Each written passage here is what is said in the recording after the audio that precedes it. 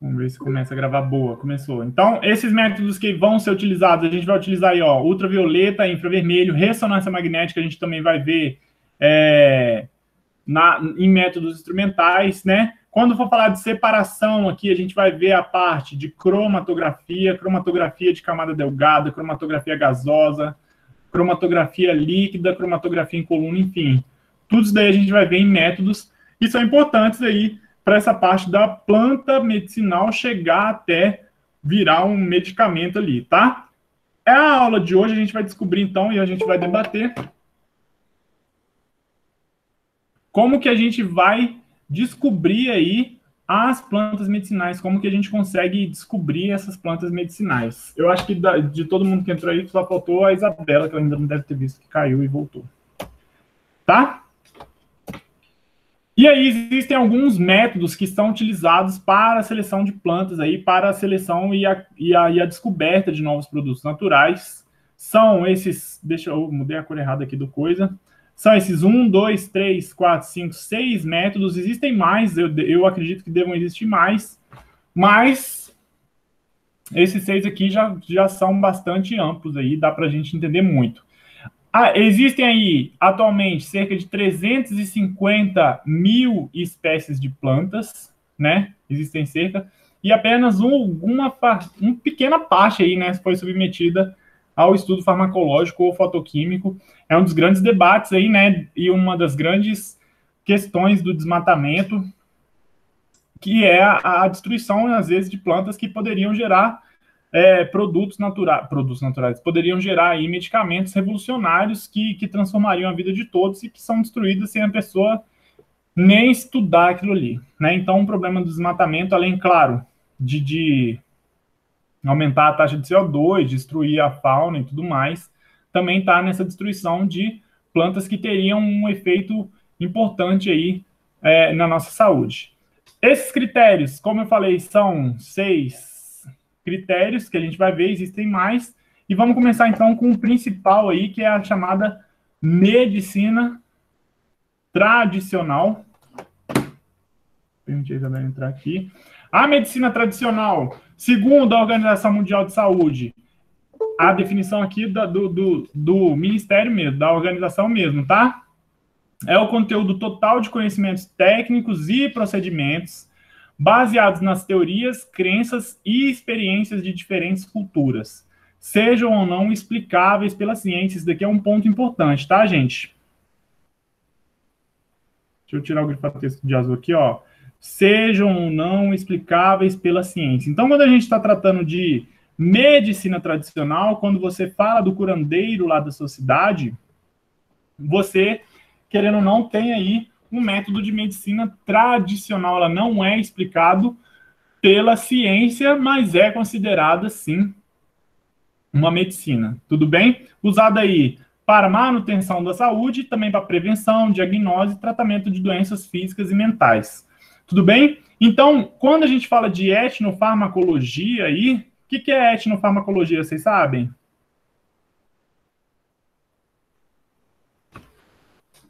O que vai ser? O que é esse termo etnofarmacológico?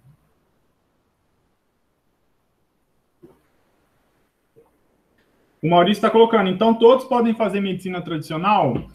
Cara, pode, desde que tenha essa questão você já tem a questão de manutenção da saúde, né? Se você tomar um chá de mato e ficar com piriri, você não vai estar considerando isso uma medicina tradicional, você vai estar usando sem nenhum conhecimento. Então ele tem que ter, ó, baseado em teoria, crença e experiências de diferentes culturas, né? Baseado em teorias, crenças e experiências.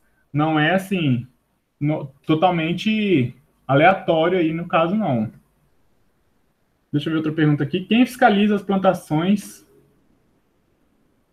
Anne, quem fiscaliza plantações de plantas medicinais depende, assim, né? No sentido que você está falando de industrial ou no sentido de curandeiros? De curandeiros não tem quem fiscaliza. Quem fiscaliza vai ser o próprio cara, a própria pessoa mesmo ali. Não vai ter um. Até porque isso daí eu acho que eu não sei para quem vocês teriam que perguntar isso. Se existe alguma lei que regula o cultivo de determinadas plantas. Claro, assim, se for maconha, cocaína e tudo mais, claro que vai ter lei que controla esse cultivo aí, porque é droga, né? Mas plantas normais, assim, eu não sei se existe uma lei que controle esse cultivo de plantas, assim. Ah, você não pode plantar, vou dar um exemplo tosco, boldo na sua casa, quem controlaria? Mas, a princípio, a medicina tradicional, que é a dos curandeiros e a da cultura lá que as pessoas têm acesso,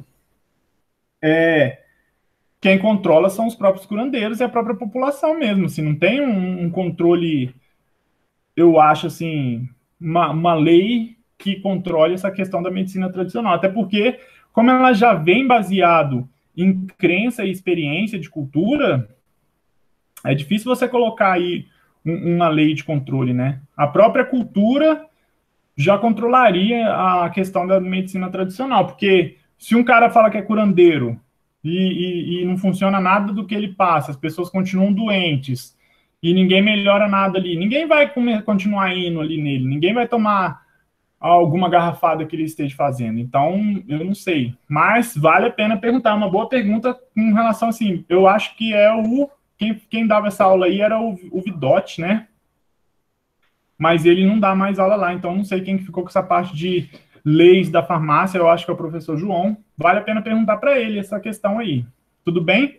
Mas a medicina tradicional é essa daí, é a que é baseada em teoria, crença e experiências e não precisa ser explicada pela ciência, tá? Igual com a pergunta do Maurício aí, todos podem fazer? Tem que ser baseada. Quem controla essa medicina tradicional aí vai ser a própria população e a cultura do local ali. Igual eu falei, eu acho que se você for um curandeiro que não cura nada, você vai dar errado do mesmo jeito. Então ela tem um próprio controle embutido ali da sociedade, tá? Etnofarmacologia é quando a gente procura, olha eu procurando, já me incluindo no farmacêutico, quando o farmacêutico ele procura novos medicamentos através do estudo da cultura de determinadas populações ali, né? Ele procura, então, ele vai numa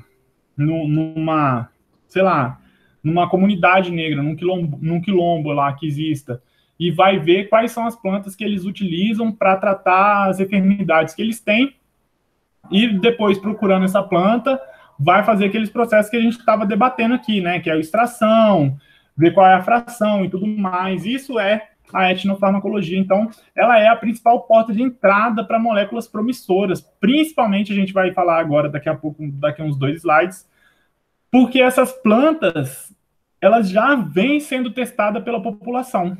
Tudo bem? Uma coisa que eu estava lendo aí, que eu estava fazendo na tutoria do semestre passado, sobre aromaterapia, a aromaterapia é uma maneira de medicina ainda tradicional, né? Hoje em dia tem um boom aí, estava passando até no Netflix, tem uma série que começou agora lá de Poder da Cura, eu acho, se eu não me engano, que fala sobre aromaterapia, mas a aromaterapia ela ainda não é explicada pela ciência, não tem nenhuma explicação que a ciência tenha dado sobre os efeitos da aromaterapia, e a gente vê aí que os óleos essenciais, os difusores, estão super em alta, né? A galera está consumindo loucamente. Quem controla isso? Igual a pergunta que a Anne fez. Não sei. Não sei mesmo. A aromaterapia eu acho que é totalmente sem controle, no sentido assim, eu consigo comprar... Eu faço aromaterapia no sentido assim, eu só gosto de cheiro das coisas. Então eu comprei óleo de lavanda e tudo mais no Mercado Livre. Não tem controle, não passou, não precisa de receita, não tem, fala para bem, para mal, o que faz, o que não faz, mas tem uma galera que fala que cura até câncer, né? No seriado, tem o seriado da Netflix lá, que é muito legal, vale a pena dar uma assistida, ainda mais vocês que são da farmácia, assistam, acho que é o Poder da Cura. Tudo bem? Aqui, um texto. Aí, essa semente aí, Anne, já é medicina tradicional, mas que vem de qual cultura? Eu acredito que venha da cultura japonesa, chinesa, da cultura oriental ali, que é onde pega aqueles pontos, né? Como se fosse a acupuntura. A acupuntura é uma maneira de medicina tradicional, se eu não me engano. Não sei. Eu acredito que seja tradicional. Mas essas sementes, elas, na verdade, a semente não tem o efeito da semente em si. a semente serve só para pressionar alguns pontos importantes que estão ali na sua orelha, né? Dizem que a orelha tem alguns pontos importantes relacionados à circulação, à concentração e tudo mais, e aí as pessoas colocam essas sementinhas aí para ver se melhora ou não. Teve uma vez até eu estava com uma dor no braço, conheci um cara que era oriental e ele colocou umas sementinhas lá na minha orelha para ver se melhorava a dor no meu braço, no meu cotovelo. Melhorou, assim, não sei se é explicado por isso ou se não é. É difícil colocar esses pontos. É difícil, né, essa questão de até que ponto que é o efeito placebo, até que ponto é um efeito real da coisa, né? Mas o efeito em si tem alguns debates aí. Eu, como químico, eu sou até um pouco cético com debater isso com vocês que são da farmácia, que mesmo o efeito placebo, ele conta muito aí como um efeito para o paciente, né? Alguns pacientes tomando pílula de farinha, eles acreditam que vão melhorar. Torna-se um remédio, Bódio, é isso aí. Um remédio que é aquele que tem um efeito, mas não é uma coisa assim. A diferença é boa. Não tem um mecanismo de ação fisiológico, né? Ele possui um efeito, mas não tem um mecanismo de ação fisiológico. A questão de remédio, aí eu não sei, por exemplo, um abraço é um remédio, né? Porque às vezes você está mal-humorado, você ganha um abraço e você tem esse remédio. Você fica feliz e tudo mais, o abraço funciona como um remédio. Eu não sei se na medicina tradicional a gente considera essas plantas como um remédio ou considera elas como um medicamento? Uma boa pergunta aí. Quando a gente trata a medicina tradicional, depois perguntem para o professor Chiapa, ou acho que vai ser o Chiapa, porque para algum farmacêutico, né? Se as plantas, quando a gente, essa é uma boa dúvida, se as plantas, quando a gente está na medicina tradicional, elas são consideradas, então, remédios ou medicamentos?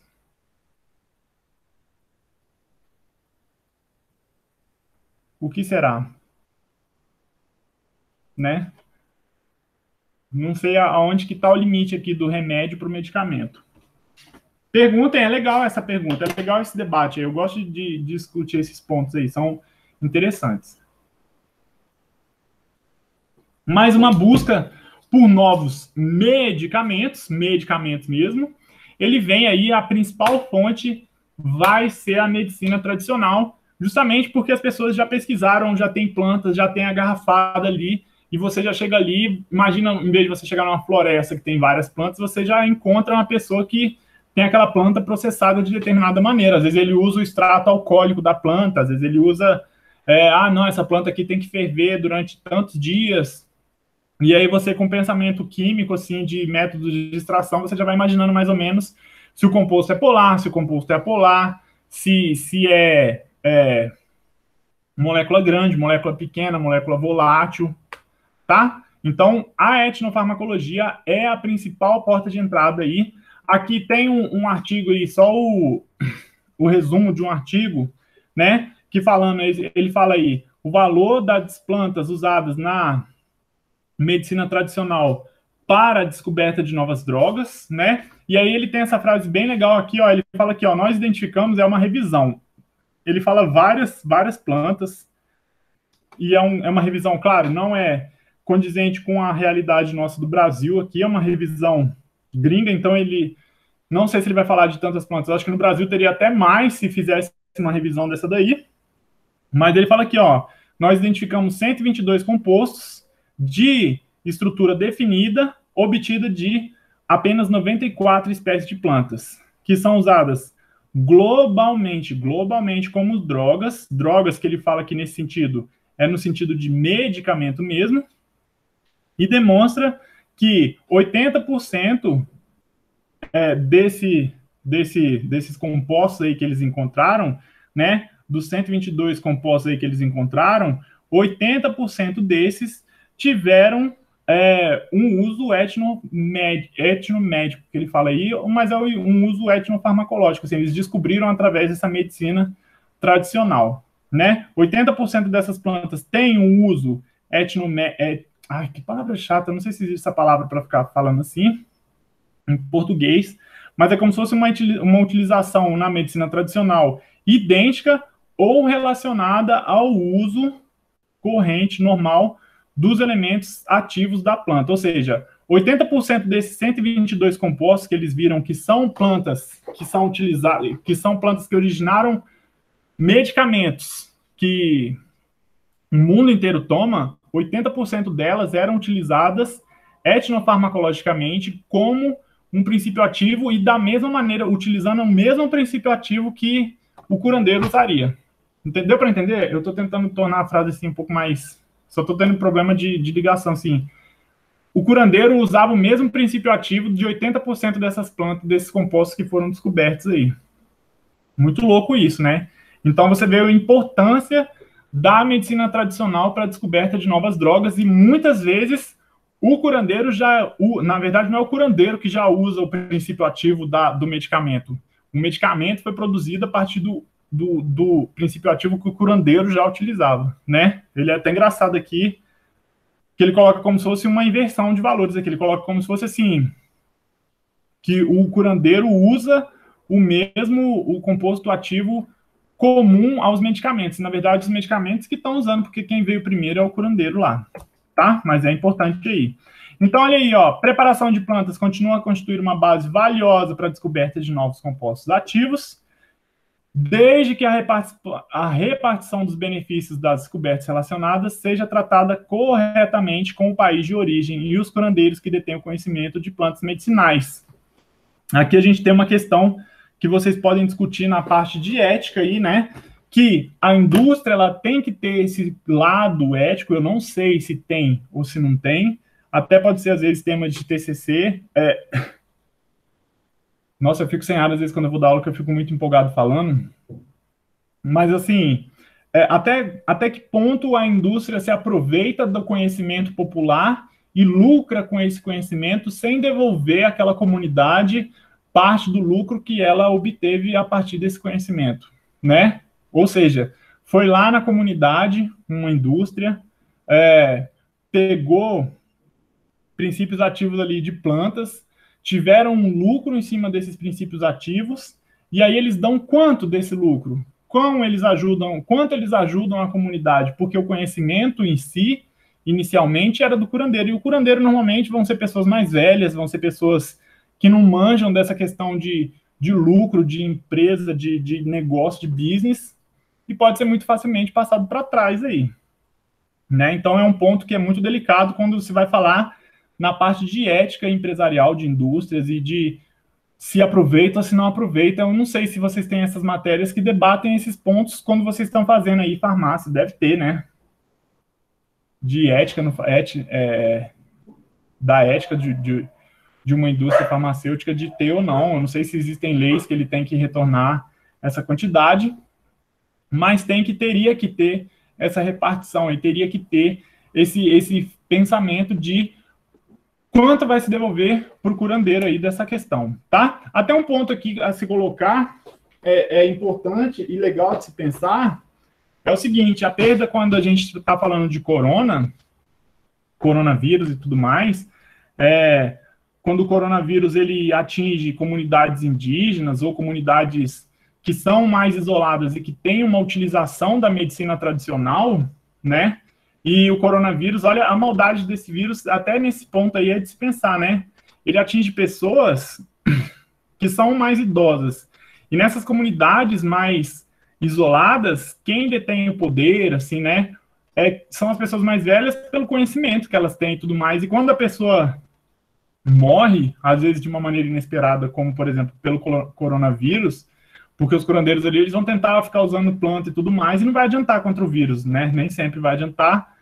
Às vezes se perde um conhecimento que poderia ser utilizado para criar novos medicamentos, né? Então, o coronavírus, ele causa até uma perda de conhecimento da medicina tradicional de maneira indireta, se a gente começasse a pensar nesses pontos aí. Tudo bem? Vantagens da medicina tradicional, é engraçado ficar pensando nesses pontos, não sei se vocês pensam nisso todo dia. Vantagens da medicina tradicional, da utilização da medicina tradicional para a descoberta de novos medicamentos, né? Então, ela já tem eficácia para uso humano já documentada, dificilmente, igual o Maurício falou, todo mundo pode ser curandeiro? Se você estiver usando uma garrafada lá que faz 10 anos que a pessoa usa e todo mundo melhora daquilo ali, né? Então ela já tem uma eficácia já documentada, já usou, um monte de gente já usou, já viram pessoas que já viu que ninguém fica passando mal, né? Imagina, eu estou dando exemplo da garrafada, que é o mais fácil que eu imagino, quando fala curandeiro e tudo mais, eu já penso na garrafada.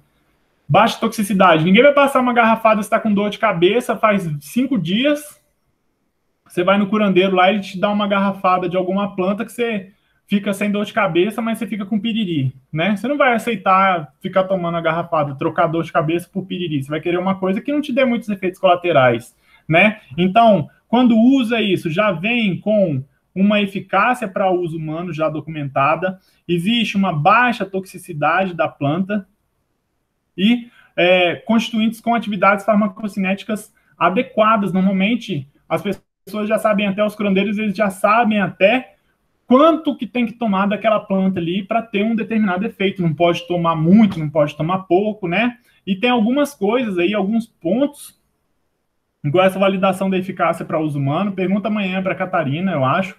Mas quando você usa produtos advindos da medicina tradicional, para você validar um medicamento, você não tem que ter a eficácia dela comprovada durante um longo tempo. Assim, você diminui mais ou menos o tempo que um medicamento tem que estar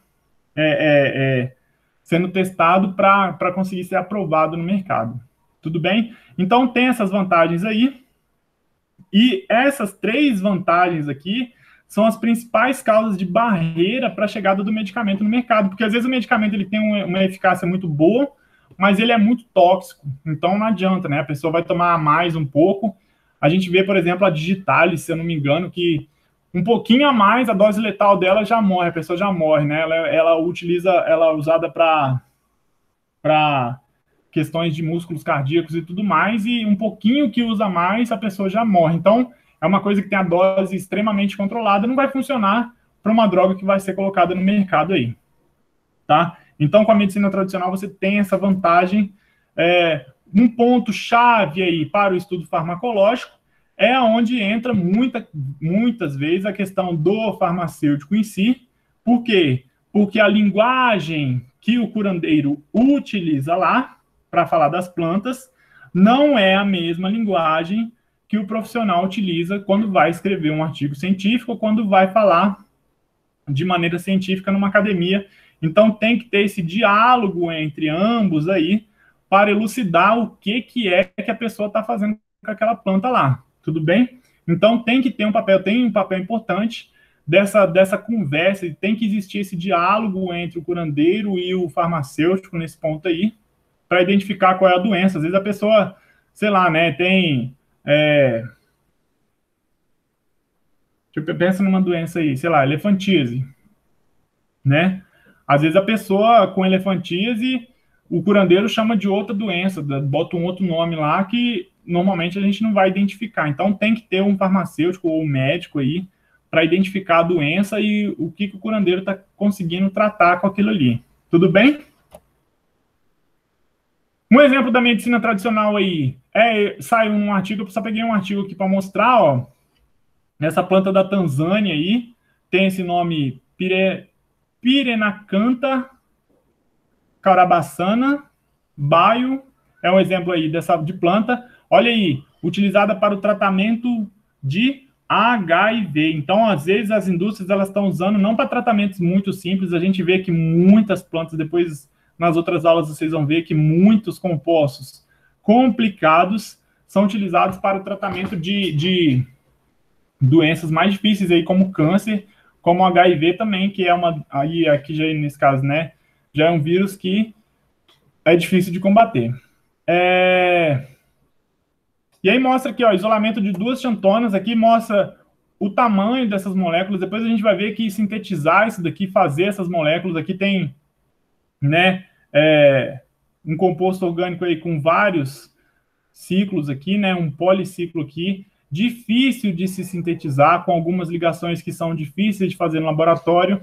A gente viu até o caso da ivermectina, lembra que eu dei na notícia do dia? A ivermectina é um composto que não consegue ser sintetizado, né? É um produto natural que ele tem que vir de origens naturais mesmo, porque ele tem uma estrutura inicial, um esqueleto principal que não consegue ser feito. Então, é um exemplo aí. Separaram aqui, ó, parece não sei se parece uma mandioca, parece uma pedra, sei lá, mas isolaram esses dois compostos que ajudam aí a combater, né, o vírus do HIV. Tem uma atividade anti-HIV aí, antiviral contra o HIV, né? E olha a dose do IC dele aqui, ó, 21 e 2 microgramas, respectivamente. Isso aqui é legal da gente só dar uma pontuada aqui, gente, ó. Quando a gente fala aqui, ó, o composto 1 e 2. Ó, composto 1 aqui, o R, cadê o R nesse caso aqui? Esse R aqui, esse Rzinho aqui, que é uma parte da cadeia, é um hidrogênio. No composto 2, que é um diferente, em vez desse R ser um hidrogênio, ele é uma metila. O que é uma metila? É um CH3, tá? Só de você mudar uma metila, um hidrogênio para uma metila, olha a dose de IC50, quanto que vai? De 21 para 2 microgramas por ml. O que é IC50?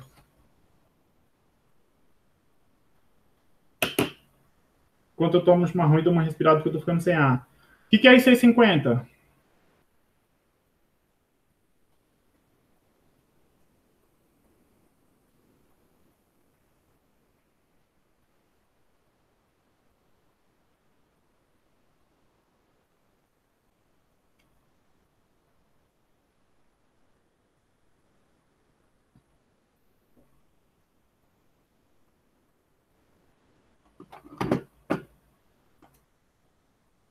Travou, gente?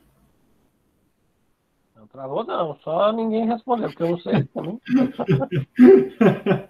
Eu falei, ainda fui fechar o chat aqui para ver se tinha travado. Eu falei, será que travou? É. Gente, IC50 é fácil de decorar, gente. É a quantidade, é a concentração que você tem de algum medicamento que ele vai inibir 50% do aumento daquele vírus ou daquela bactéria, tá? Inhibition Concentration 50, vou falar em português de 50. Então, é uma concentração que ela vai inibir 50%. Vamos supor, se no controle teve 100% de 100 vírus, 100% de replicação viral, quando você usar 21 microgramas por ml desse primeiro composto A, você vai ter 50% da replicação viral, você vai ter metade. Se você usar 2 microgramas do B, você vai ter só 50% da replicação viral ali, tá? Quanto mais alto, mais você tem o poder de inibição daquela substância para um determinado efeito antibactericida ou antiviral. Tudo bem? O próprio nome aí, quando você vê IC50, já saiba disso aí. Só toma cuidado para não confundir com a DL50, né? Não é DL50, que tem na farmácia bastante também?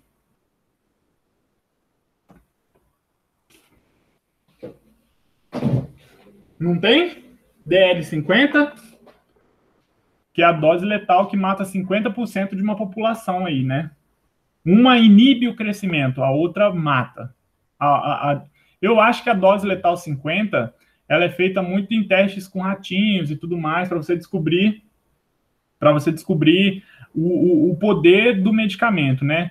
Agora, quando você vê IC50, quando você está querendo ver quanto aquele medicamento inibe de algum crescimento de bactéria, de vírus. Tudo bem?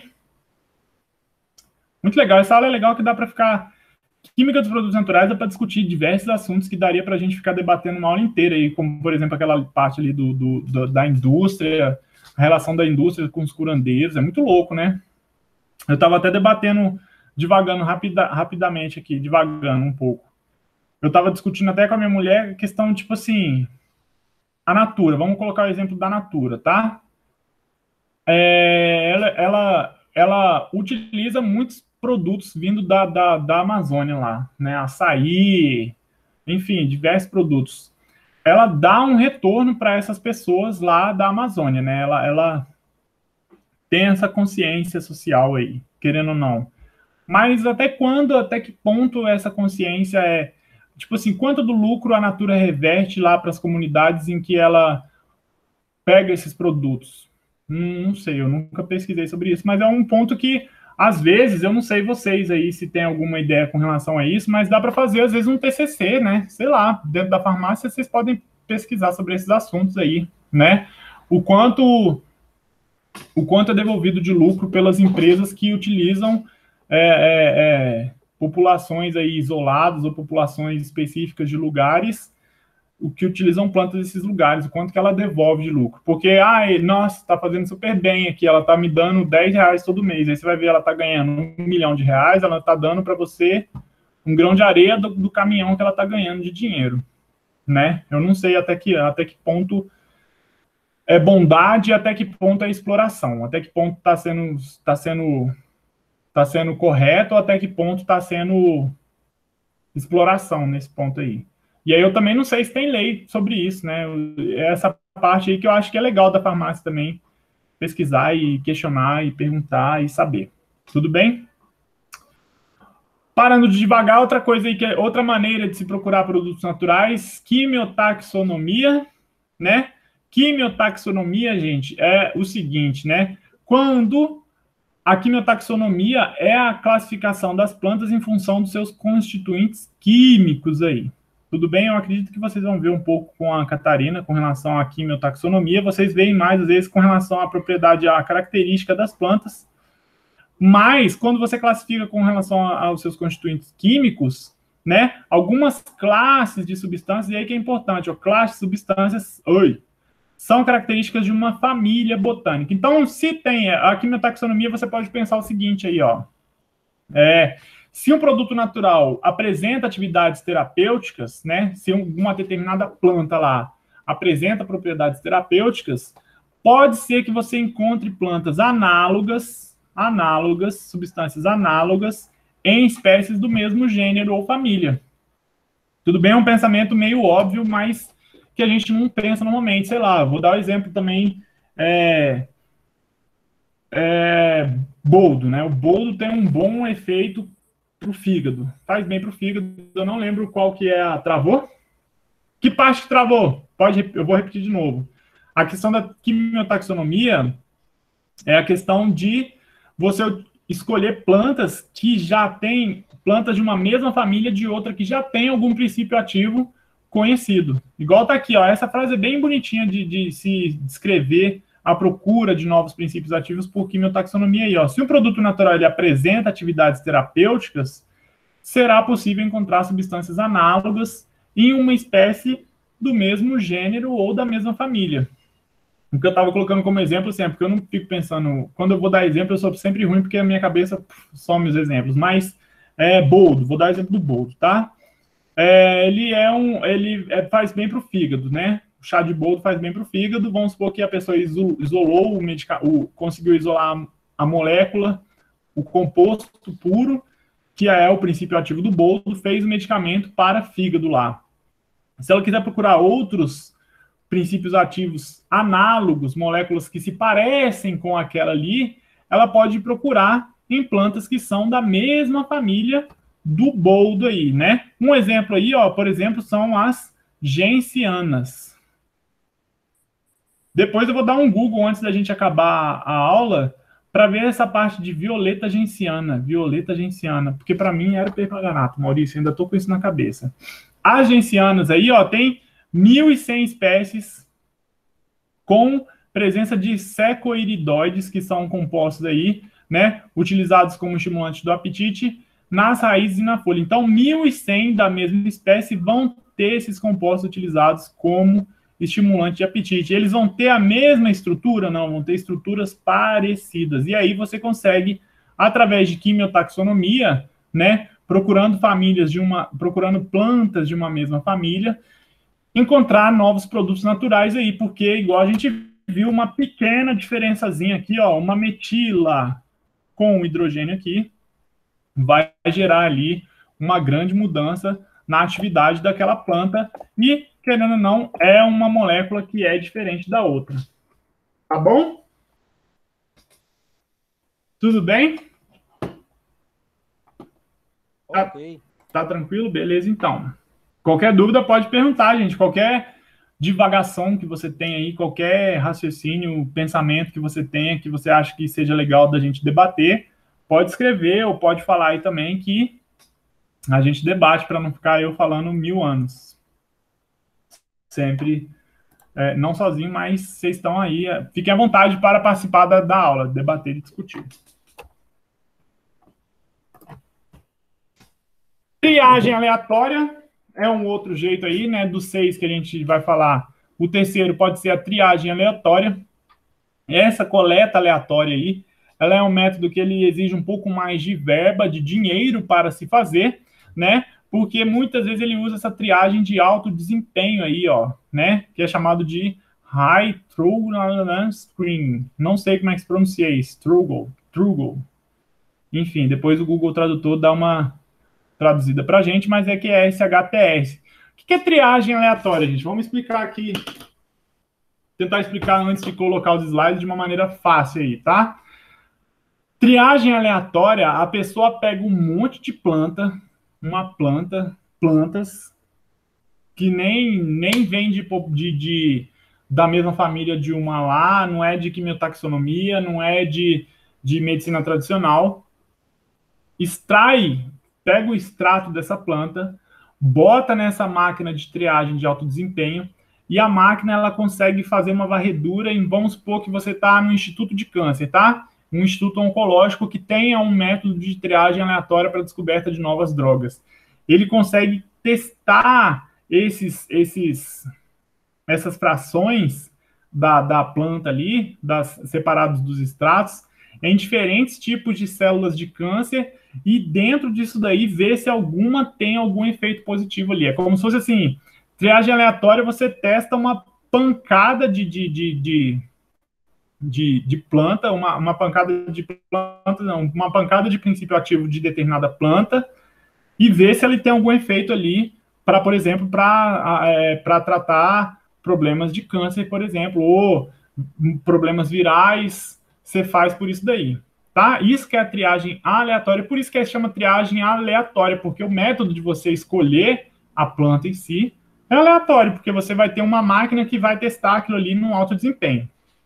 Explicando de maneira bem simples, é isso que ela vai fazer, tá? Então, olha aí, ó, extratos, frações semipurificadas ou produtos podem ser rastreados em larga escala, utilizando alvos diferentes, nesse caso aí, diferentes, sei lá, célula câncer de mama, câncer de colo de útero, câncer de próstata, são células diferentes, você pode testar ali o extrato nesses vários tipos de câncer que tem e ver se ele funciona em algum, tudo bem? A seleção tem sido usada ao longo de décadas pelo Instituto Nacional de Câncer dos Estados Unidos, do NCI, inicialmente para pesquisas de fármacos, sendo criada uma grande coleção de extratos. Os Estados Unidos, gente, eles têm, então, como se fosse uma biblioteca de extrato de plantas. Vocês imaginam que coisa mais louca aí, né? Aqui, esse artigo aí, ele é um artigo de revisão que saiu nessa revista chamada Molecules, é meu inglês falar essas palavras assim, às vezes é ruim mesmo.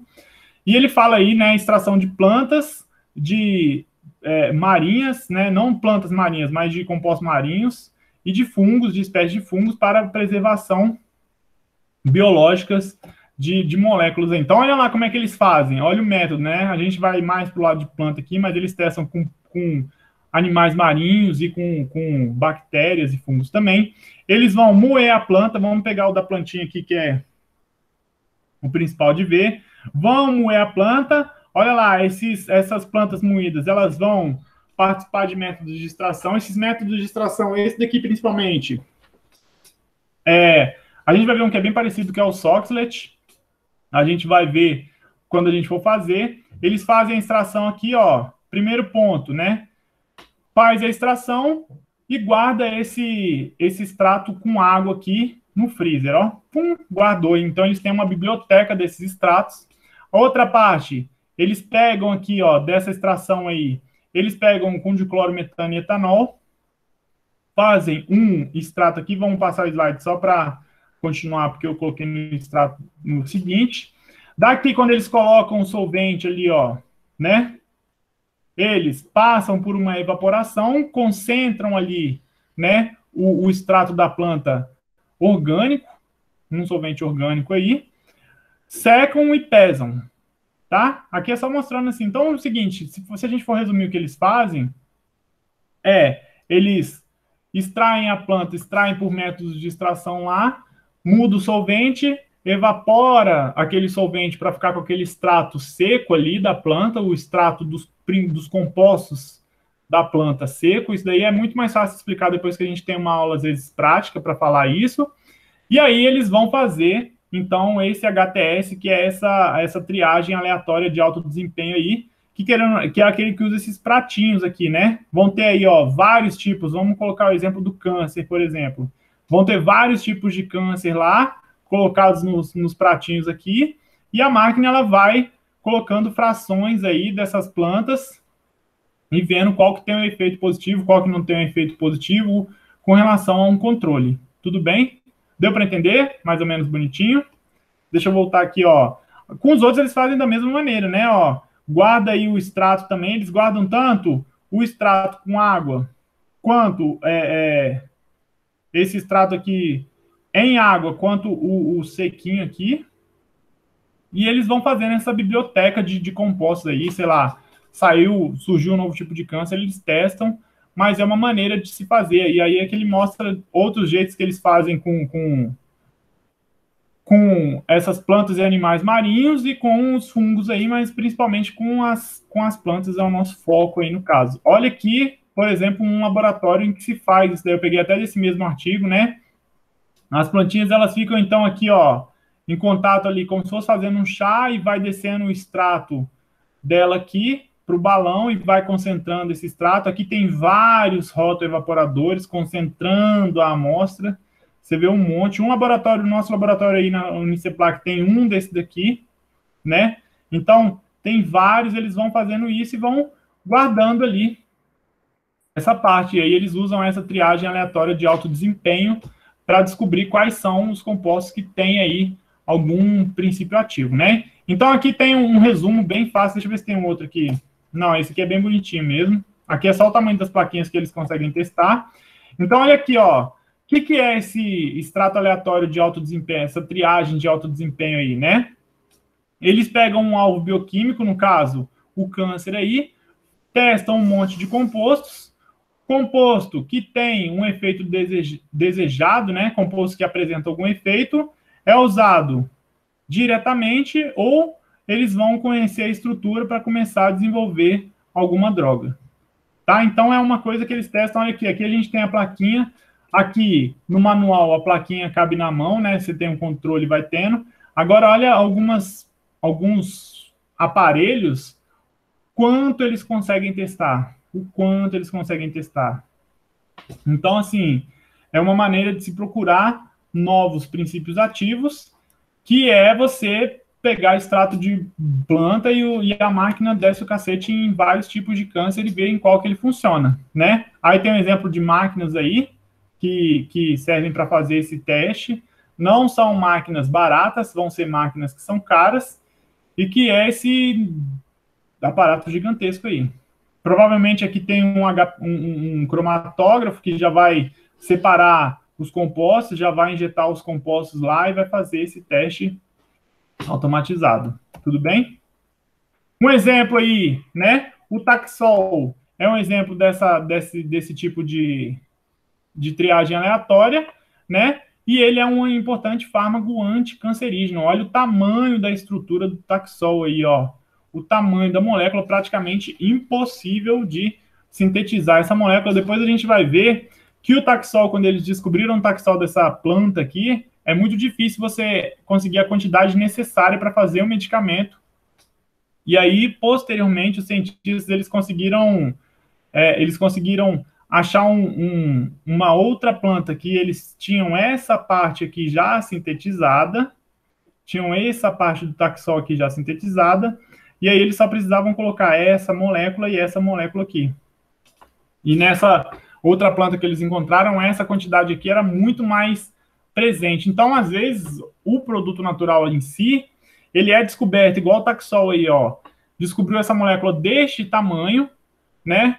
Só que a quantidade, tipo assim, de Taxol que você precisaria para conseguir extrair um volume, uma massa suficiente para tratar câncer da população seria impossível.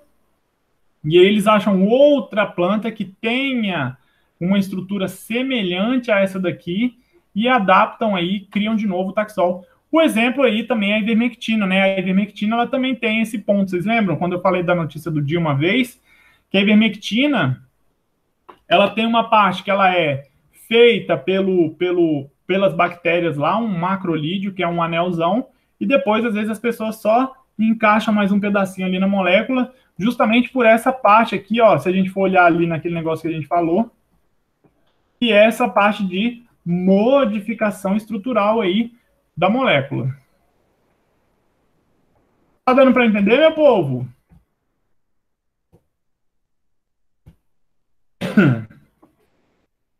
Tá tranquilos? Ah, é só o calor que tá matando. Ah, tu ainda tá aí de boa, deitado, sem camisa. Mas Deixa eu só molhar. o frio chega amanhã, né? Hum? O frio chega amanhã. Mais uma maneira aí de se descobrir medicamentos. Ah, Maria, eu ainda fico tomando chimarrão.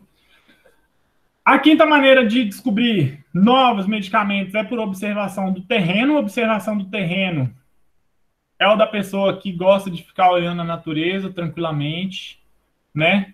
Às vezes você vai lá para o sítio do seu amigo, engasguei, ou para o seu sítio, sei lá, e fica olhando lá a natureza, pensando na vida, pensando no curso de farmácia que você está fazendo, pensando no que você vai fazer. Pode ser que você descubra, às vezes, alguma planta, tem algum insight aí de um novo medicamento que possa ser descoberto. Como, por exemplo, essa questão aí, ó, um exemplo bom desse daí é essa de propriedade moluscicida das saponinas, observada através dessa planta aqui, ó, da Phytolacca dodecandra, né? Essa Phytolacca dodecandra, que é esse frutinho aqui, ela era utilizada, eu acho que, não sei se é no Brasil, eu acho que não é no Brasil, eu não sei se é no Brasil, se é na África, mas pelas lavadeiras do rio, né? As saponinas são moléculas, eu não sei se tem aqui moléculas, boa, já tem aqui. Saponinas são moléculas que têm uma parte aqui, ó, polar, tá? Uma parte polar e uma outra parte aqui, ó, apolar.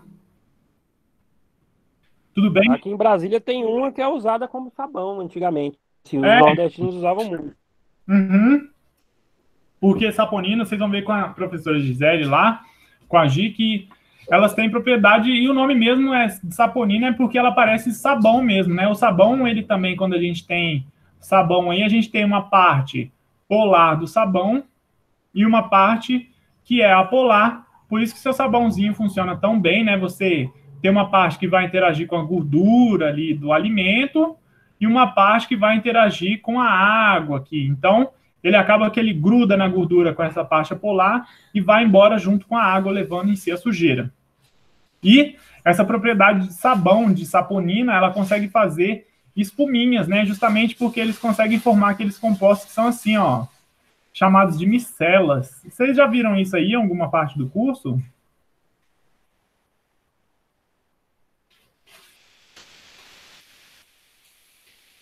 As micelinhas. Pode ser tanto assim, né? Aqui está com a parte polar para fora, ou quanto com a parte polar para dentro. O mais comum, se você tiver em água aí, né? A formação de sabão aí, vai ser por causa da parte apolar para dentro aí, ó, da estrutura da micela. E isso daqui vai gerar esse caráter de espuma aí, de sabão, né? De fazer espuma e tudo mais. Por isso que ela é utilizada muito como saponinas. Uma saponina que é muito utilizada aí, né? Tem gosto amargo, contém geralmente. Não, aqui. Uma saponina que é muito utilizada é a Tribulus terrestres lá, né? Que o povo toma, eu tomo até também. Não sei se funciona, se não funciona. Tribulus terrestres é como se fosse, as pessoas dizem que é um, Viagra natural. um Viagra natural, é como se fosse um uma bomba natural, um Viagra natural. Não é muito Viagra natural, não, aquele que não tá funcionando. Não, ele é melhor do que o Guaraná em pó. Sim, Vamos dizer. ó, por que que as pessoas tomam saponinas às vezes? Porque essa estrutura aqui, ó, essa parte apolar aqui, ó, ela é um esteroide. Não quer dizer esteroide no sentido de todos os esteroides ser bomba, não, mas ela tem esse constituinte esteroidal aqui, que é esses três anéisinhos de 6 carbonos ligado a esse anelzinho de 5 aqui, ó. Esse anel esteroidal aqui. Então, as pessoas acreditam, por exemplo, que o tribulus terrestres, que é uma saponina, quando ele entra no organismo lá, pode ser que quebre essa parte aqui, que é um carboidrato, vai ser diluído lá, e isso daqui sirva como um pré-hormonal, né? Hormonal. Eu tomo, mas eu nunca fiz exame de sangue para saber quanto tá a minha taxa aí de testosterona, se aumenta ou se diminui quando eu não tomo. Teria que se fazer um teste, né? Se o estudo do tribulus terrestres aumenta ou não a taxa de testosterona em pessoas que estão tomando. Não sei se tem, se não tem. Podemos procurar na próxima aula ver se funciona, se não funciona. Mas é isso, as pessoas às vezes ingerem Professor, muitas. Diga. se funcionar ele, aumentar a taxa hormonal, Hum, aí a ação dele, pela molécula dele, né? Ele vai ser hum, considerado um pré-hormônio natural, uhum, né?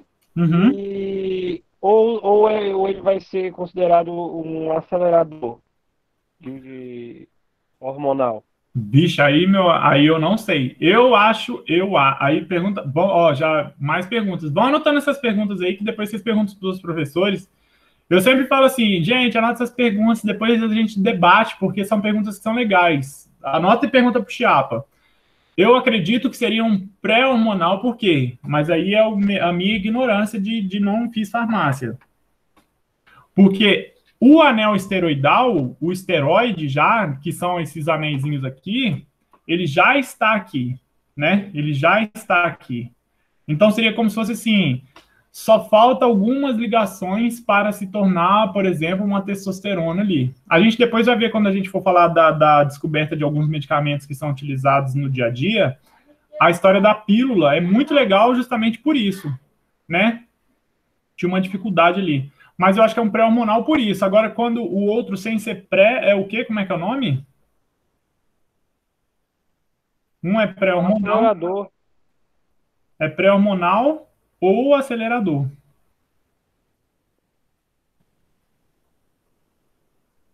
Perguntem para pro Chiapa que vocês têm aula na terça.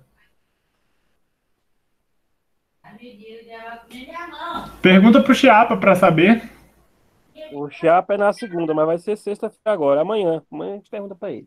Isso, pergunta assim, ó. Saponinas, né, que tem essa estrutura aí. Qualquer coisa, pega a aula e dá uma mostradinha para ele. É até legal que a gente gere esse debate e ele conversando. Cara, o Chiapa, se você sentar e começar a conversar sobre alguns medicamentos, ele manja demais, demais mesmo, assim. Às vezes eu ia para a sala dele lá, ficava conversando de um livro que ele me emprestou, tipo assim, ele é muito, muito cabeção, muito cabeçudo mesmo. Então aproveita isso dele, às vezes quando vocês forem conversar isso sobre ele, ele vai colocar alguns outros pontos, vai colocar algumas saponinas que são utilizadas, e aí vocês já falam aqui para mim que o legal, às vezes, é essa conversa, é nessas conversas que às vezes a gente aprende muito sobre algum conteúdo aí, tá? Então, a observação do terreno, olha aí como é que é o caso da descoberta de um novo medicamento pela observação do terreno, né? A pessoa foi observando o terreno e viu que onde as lavadeiras ficavam ali utilizando essa planta que é rica em saponina e usavam como sabão, não tinha os caramujinhos que ficavam lá na água. Não tinham esses moluscos, né? Os caramujos são moluscos aí. Não tinham os caramujinhos que ficavam na água. Logo, ele presumiu que o quê? Que essa plantinha possuía saponinas que eram venenosas aos caramujos. Qual é a doença que está intimamente relacionada a esses caramujos aí?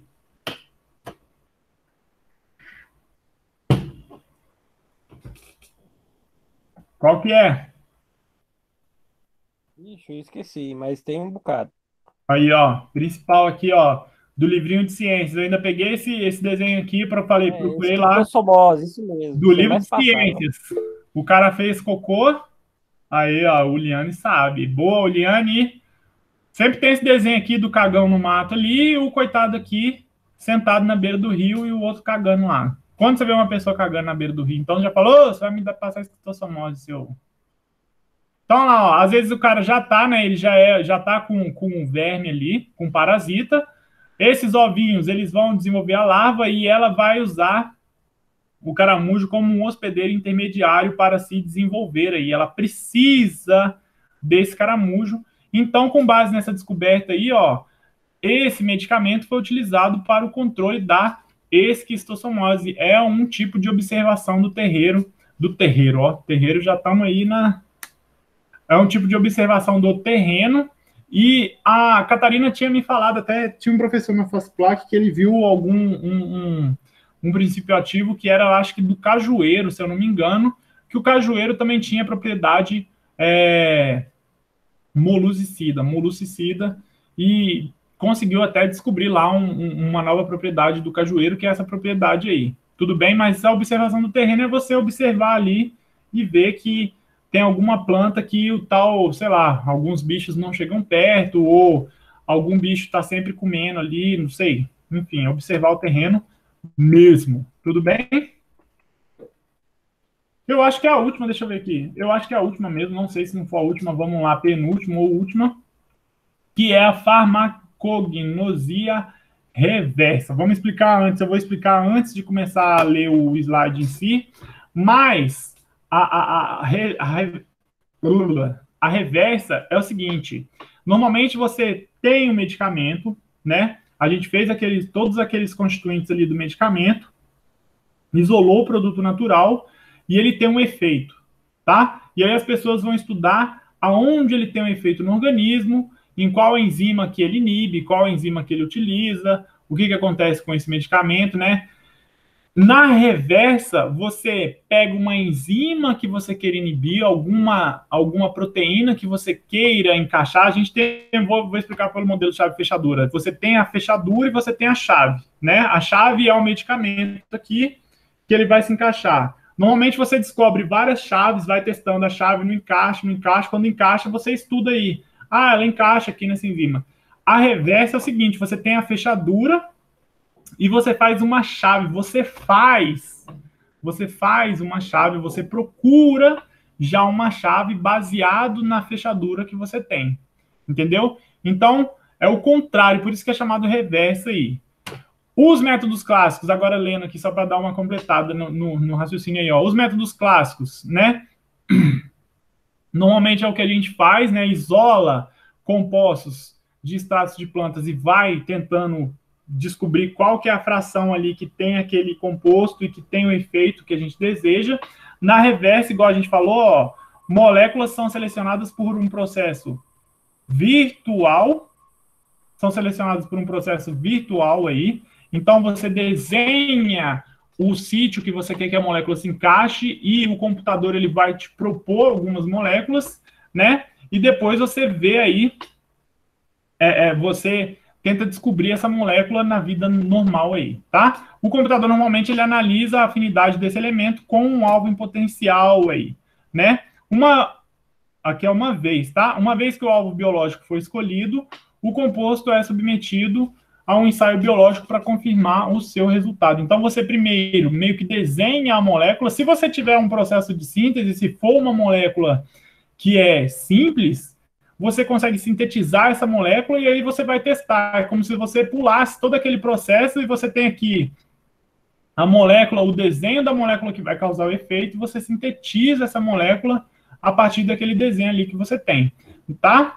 Aqui é um artigo que saiu aí falando dessa farmacognosia reversa, e ele colocou aí como exemplo a merazina, né? A merazina é essa estrutura aqui, né, que tem uma cumarina aqui como base, e foi descoberta a partir de farmacognosia reversa, tá? Aí, ó, finalmente os compostos relacionados possuindo estruturas podem ser isolados de forma específica a partir de fontes conhecidas por tê-los. Então, até um ponto, Vamos supor, você usa a farmacognosia reversa, você descobre uma molécula ali que se encaixaria ali naquele ponto, e aí você pode até usar, às vezes, essa parte aqui, ó, de quimiotaxonomia, pegar plantas que você sabe, vamos supor que seja, assim, algum tipo de carotenoide. Vou dar um exemplo, assim, fácil da gente imaginar, tá? Carotenoides. Que planta que tem carotenoide que você imagina que possa ter carotenoide? Cenoura. E aí você vai lá e procura no extrato da cenoura se tem alguma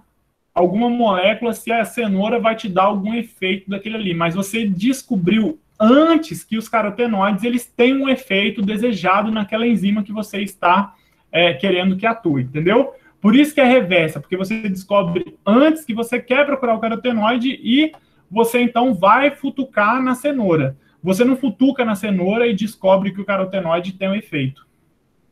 Tudo bem?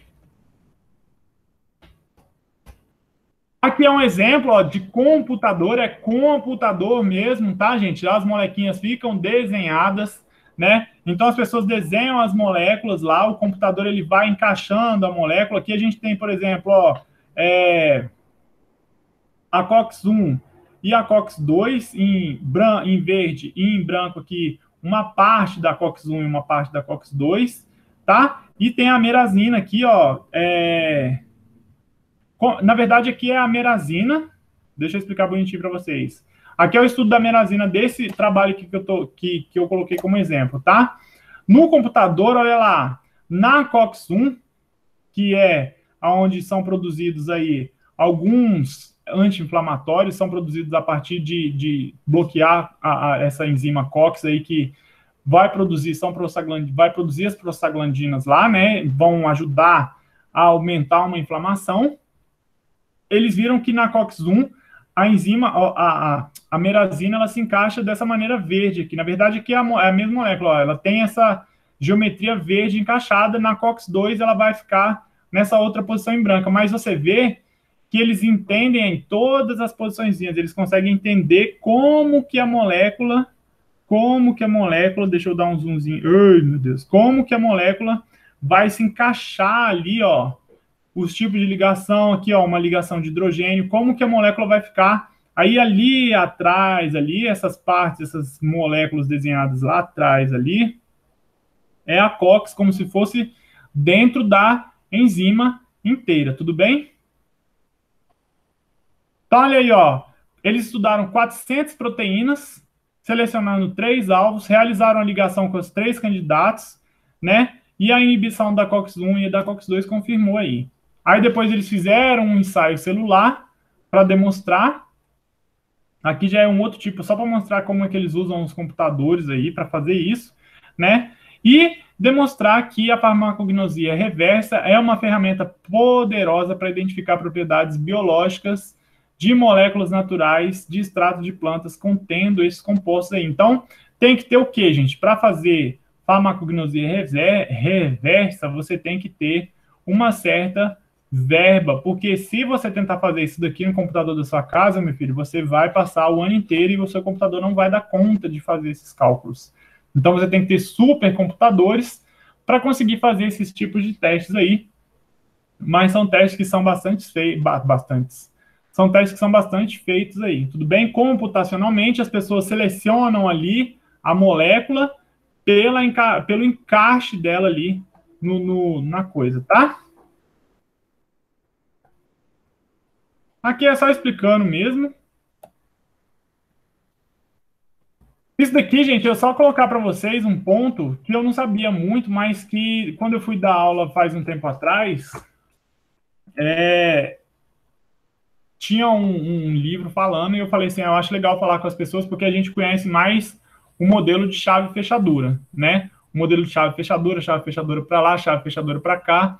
E aí eu vi esse modelo aqui, ó, do ajuste, chamado modelo do ajuste induzido, e o autor lá do trabalho, eu nem lembro qual era o trabalho, mas ele fala que o modelo do ajuste induzido, ele é um modelo que explica melhor do que o modelo chave-fechadura.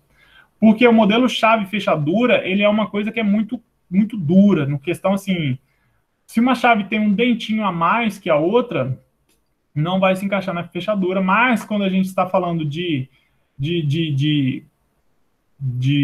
eu ia falar produtos naturais, não, de compostos orgânicos, vivos e que se movimentam ali, a gente tem muito um ajuste induzido. Esse exemplo aqui, né, a chave em si, ó, se a gente olhar a chave, esse daqui não tem muito o formato dessa fechadura, não tem basicamente formato, se você olhar essa palavra, não vai encaixar, mas quando a enzima se encaixa, ela muda, quando vem o produto substrato aqui, se encaixa na enzima, ela muda o seu formato aí de uma maneira sutil, tá? Por isso que se diz aí esse formato de ajuste induzido, tudo bem? Aqui, ó, é um exemplo aqui, ó, de chave fechadura, perfeitinho, o sítio ativo, encaixa o substrato na enzima e funciona ali, a enzima tem o seu papel aí. O modelo chave fechadura pareceria, né, que ele não iria se encaixar, mas acaba que consegue se encaixar porque há um estado de transição entre a enzima e o seu substrato. Tudo bem? Então, existe esse modelo de ajuste induzido. Querendo ou não, é uma modificação, assim, só que, assim, o modelo de chave-fechadura, ele pode sofrer, as enzimas e os substratos podem sofrer uma pequena variaçãozinha ali para uma se encaixar na outra, tá? Então, igual está escrito aqui, ó, chave-fechadura prevê o encaixe perfeito, né? Que será rígido como uma fechadura, o ajuste induzido prevê um sítio de ligação não totalmente pré-formado, mas moldável a molécula. Principalmente esse ponto aqui, essa palavra é importante, moldável. Tudo bem? E aí, evidências experimentais sugerem um terceiro momento, um terceiro modelo aí, que combina o ajuste induzido a uma torção do substrato que ativaria para formar, mas aí esse terceiro modelo ele não é muito debatido, não, tá? Só sugerem um terceiro modelo que combinaria, então, o ajuste induzido, esse encaixe do ajuste, a uma torção do substrato que ativaria e prepararia para a sua transformação, que seria esse daqui, mais ou menos, né? O substrato também sofrendo uma certa torçãozinha aí. Aqui é só mostrando mesmo, para terminar essa triagem virtual, que é a reversa lá, né? A farmacognosia reversa, que você faz por computador, você tem a enzima, você seleciona diferentes moléculas lá para ver qual que vai se encaixar nessa enzima, e depois você faz os testes mesmo, os biológicos, para ver se eles realmente vão funcionar. Um ponto importante disso daqui é que você passa aí por alguns filtros, principalmente você economiza muito dinheiro, você gasta dinheiro com o computador, mas você economiza dinheiro porque você já vai já vai escolher diretamente aí, né, um certo tipo de medicamento. Aqui esse desenho eu achei muito bonitinho, então, ó, você tem várias molequinhas, deixa eu dar um zoom aqui, várias molequinhas que irão se encaixar numa determinada enzima, e aí você passa elas por esse funil aí, né? Qual que ele vai se encaixar, toxicidade, né? Qual que vai se encaixar, qual que vai ter um efeito que você deseja aí, e aí disso vão sair menos moléculas para você fazer, então, os seus testes in vitro, e isso vai te poupar tempo e dinheiro. Para indústrias que são super ricas de medicamento, o dinheiro que você vai gastar com o computador aqui é irrisório, nem se compara com o tanto de dinheiro que você vai gastar se você for fazer com uma batelada de experimentos, tudo bem? Mas aí tem também a questão, igual a gente viu lá da triagem aleatória, que está procurando novas drogas que não são desenhadas, que o computador não conseguiria desenhar, tudo bem? A indução por estresse é a última aí, é uma estratégia clássica, é uma que eu tipo assim, quando eu falo da indução por estresse, e quando eu li e procurei sobre a indução por estresse, eu acho um método que ele fala que é clássico para a descoberta de novos fármacos, mas é um método que é um pouco difícil de entender. Vou explicar antes de ler aqui o slide, mas é o seguinte, você induz a planta a produzir uma determinada substância que ela só produziria por um estresse em si, e aí você faz a extração desse composto ativo da planta que foi induzida a produzir esse caso aí. A Catarina tinha dado um exemplo quando eu estava dando aula, que ela assistia às aulas, que é por exemplo, o estresse não precisa ser ficar xingando a planta no sentido não. Por exemplo, o cacto tem uma determinada espécie de cacto que quando você deixa ele sem a luz solar, ele produz mais de uma determinada substância. E essa substância que ele produz, né, quando ele fica na sombra, ela tem aí um princípio ativo importante para tratar determinada doença.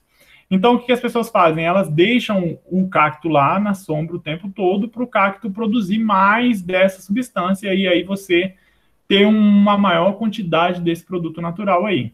Tudo bem? Querendo ou não, se a gente ligar com a historinha que a gente contou na aula passada lá da, da lagarta, a planta da nicotina, quando ela começa a produzir aqueles metabólitos lá que a saliva da lagarta interage, ela só produz aquilo lá quando ela é cortada, ou seja, quando ela está estressada, quando ela está passando por um momento de estresse, tá? Então, a indução por estresse é isso daí, ó, os metabólitos secundários presentes no momento da coleta, né, causa um estresse dinâmico, então você causa um estresse na planta. Embora a atividade antimicrobiana de muitas fitoalexinas tenha sido avaliada, esses compostos não são observados em tecidos de plantas não estressadas. Usando sistemas de elicitação, é possível obter compostos minoritários com potentes atividades biológicas. Um ponto aí é o seguinte, como as plantas, muitas vezes esse motivo de estresse aqui pode ser uma infecção por bactérias, né? Por bactérias, e a planta vai se defender de bactérias, então ela vai começar a sintetizar um bactericida ali no caso.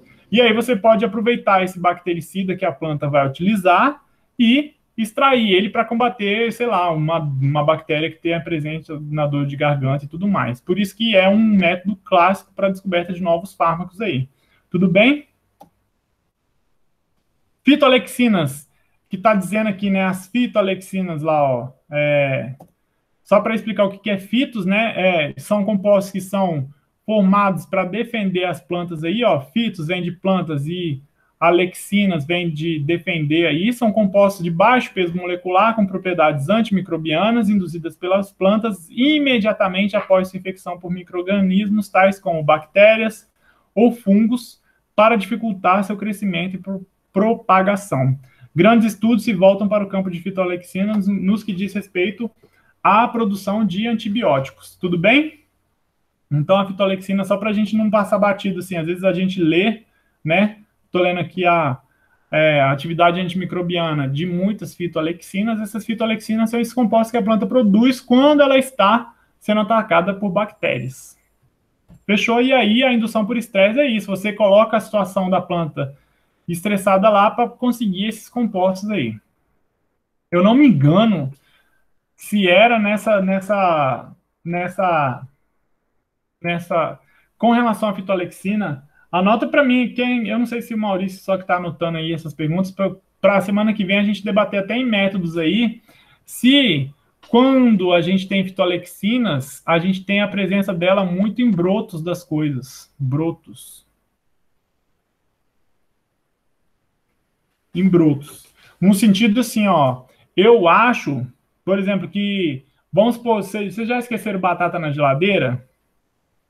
A batatinha, vou dar esse exemplo aqui, ó, a batata, para a gente discutir, que aí fica mais legal. A batata começa na geladeira, e se vocês deixarem um tempo, a brotar. Né? E eu como a batata normal. Eu falei até um dia na aula, não sei por que eu falei disso, eu não sei se foi a Catarina que falou, se foi o Chapa que falou, mas eles disseram, e eu não lembro se era com fitolexina, pergunta lá se tem a ver com a fitolexina, mas falavam que não comiam essas batatas, por exemplo, que você esquece na geladeira, isso, brotando, justamente porque nos brotos da batata vai ter uma alta produção de quem? De fitolexina. Exatamente, produz essas toxinas que são justamente para defender a planta. Se a planta está brotando ali, ela não vai querer que um animal... O broto, normalmente, da planta, ele é o quê? Ele é macio, ele é saboroso, né? Então, a planta vai produzir esses compostos que são tóxicos para o animal que vai lá comer, ficar intoxicado, ter uma dor de barriga e aprender que não pode comer a planta brotando ali, no caso. Tudo bem? São fitolexinas.